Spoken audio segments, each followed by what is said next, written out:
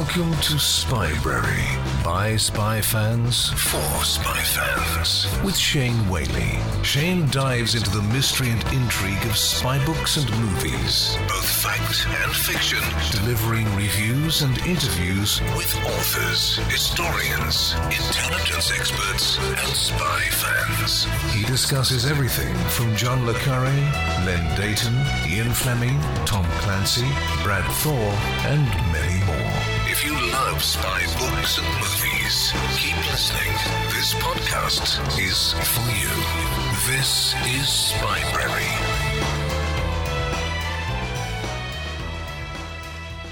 It's a brush pass, quick and simple. You are listening to Brush Pass on Spybrary. Quick reviews sent in by spy fans for spy fans.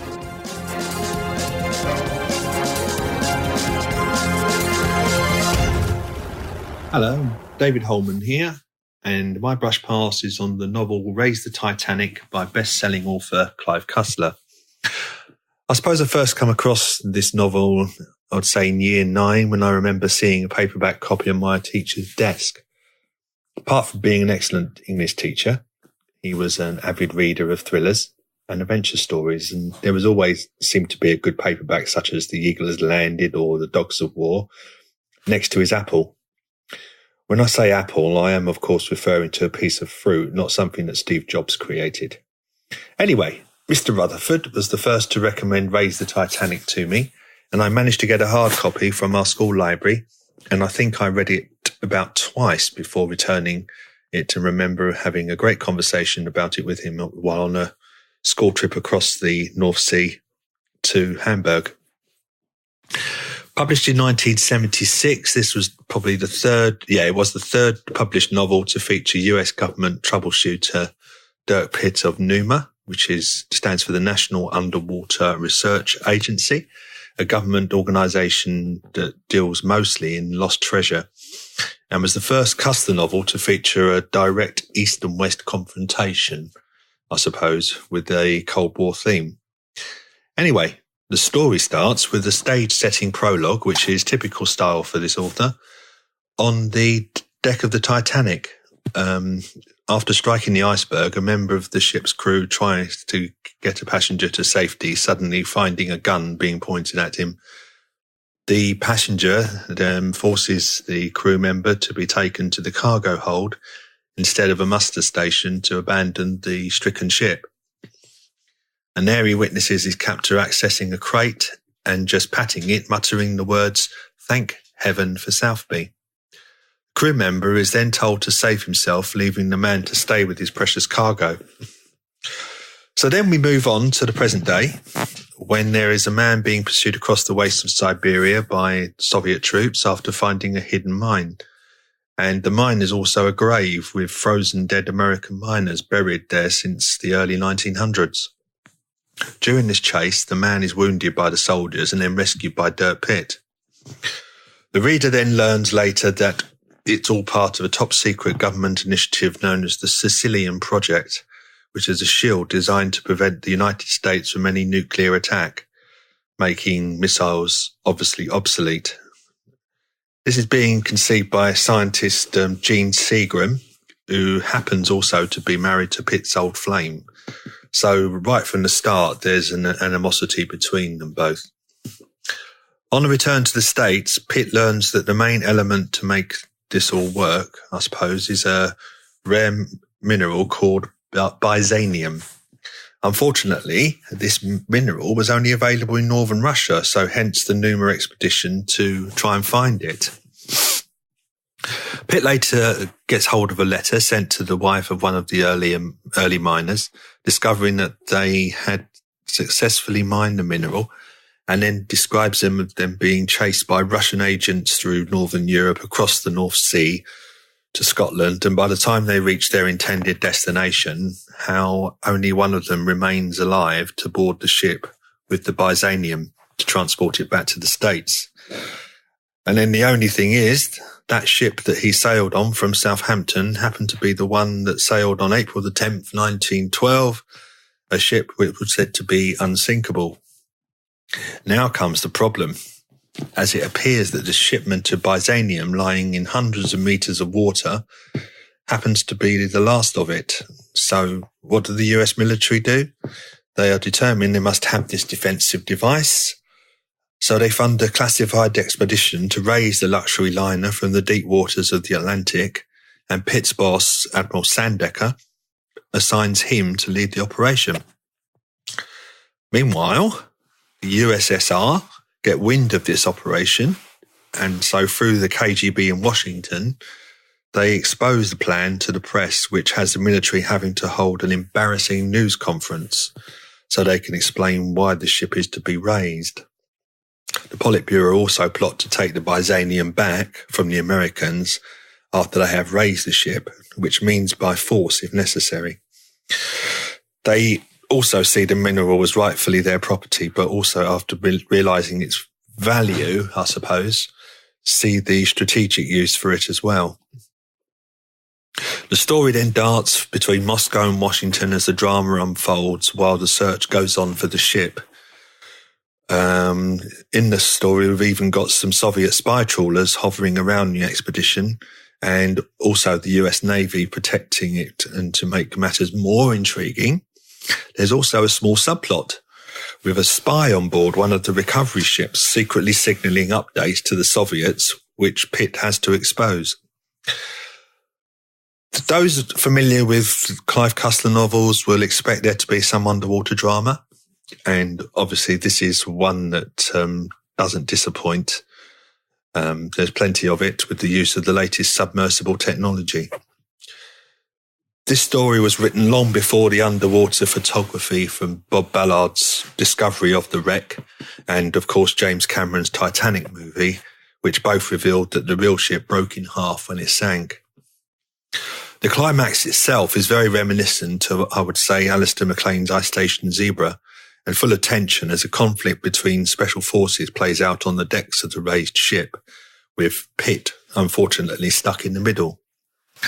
This all then builds up to an unpredictable resolution as Pitt finally unravels the ongoing mystery of what happened to the Byzanium.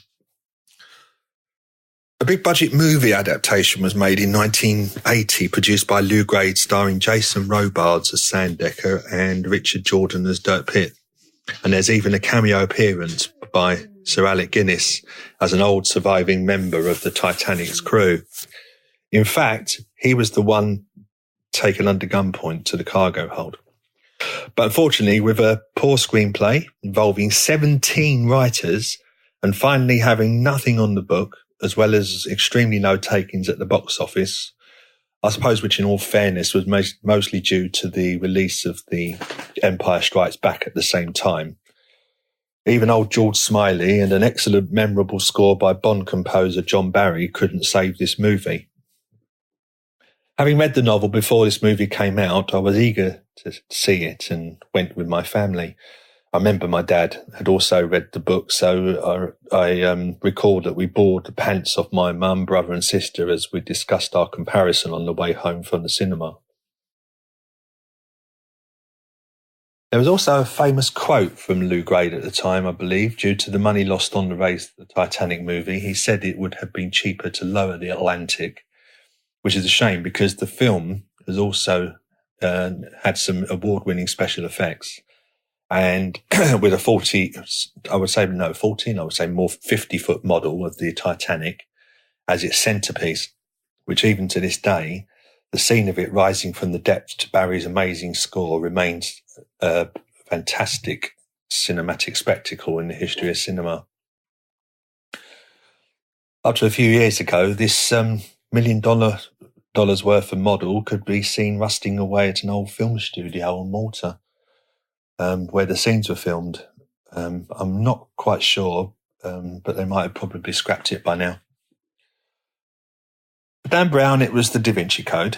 As for Clive Cussler, I think this was the book that shot him to fame and fortune and still remains probably his best of the Dirk Pitt series and one of the most successful novels of the 70s.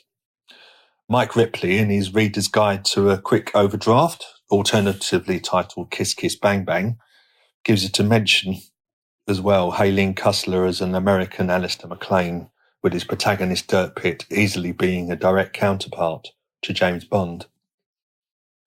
I suppose, in fact, every future novel has some reference to this story, usually in the form of a comment from a character addressing Pitt. "You're the guy who raised the Titanic," as if like Neptune, who descends from the deep to save the Argo in Jason and the Argonauts, suggests that Pitt single-handedly brought the Titanic back to the surface. Anyway, Raise the Titanic was even adapted as a comic strip for a US newspaper in 1977. This is quite extremely rare now, so if there are any Spybarians out there who happen to have one of these little gems, I'd love to hear from them. Cussler followed up Raise the Titanic with the equally brilliant Vixen 03, and later revisited the Cold War with his Dirk Pitt novel Deep Six. He also vowed at the time, due to the disaster of the movie, never to give the rights of any more of his books to Hollywood. But he later relented, of course, with the adaptation of Sahara starring Matthew McConaughey as Pitt. And that was a movie also that ended up with its own problems in and out of court. I suppose you could say that the Pitt franchise was the franchise that never was to rival the Bond films. But I'm sure in the right hands, I think it could have been as successful as the Clancy Jack Ryan movies were. For me personally, I managed to find a copy of an American first edition of Raise the Titanic published by Viking, which I got from a bookshop in my home county of Kent, here in the UK.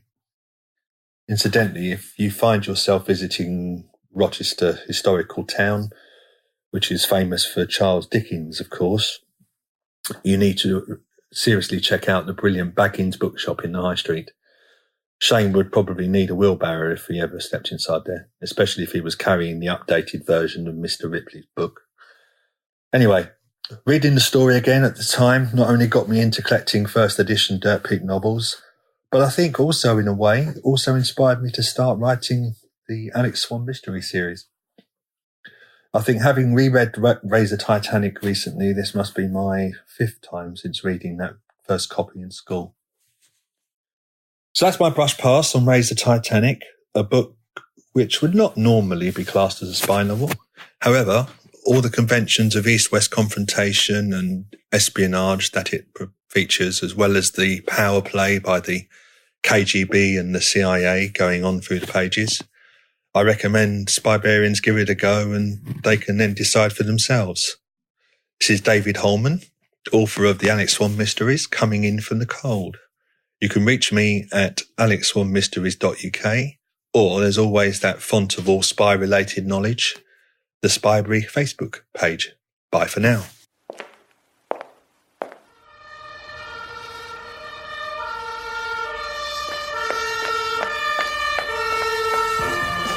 Can you pull off a brush pass?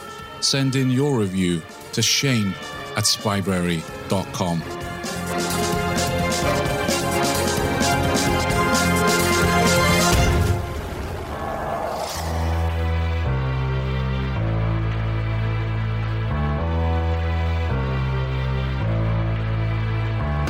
Thanks for listening to the Spybrary podcast. You don't have to wait for the next episode. Join the conversation happening now at facebook.com/Spybrary and on Twitter @Spybrary.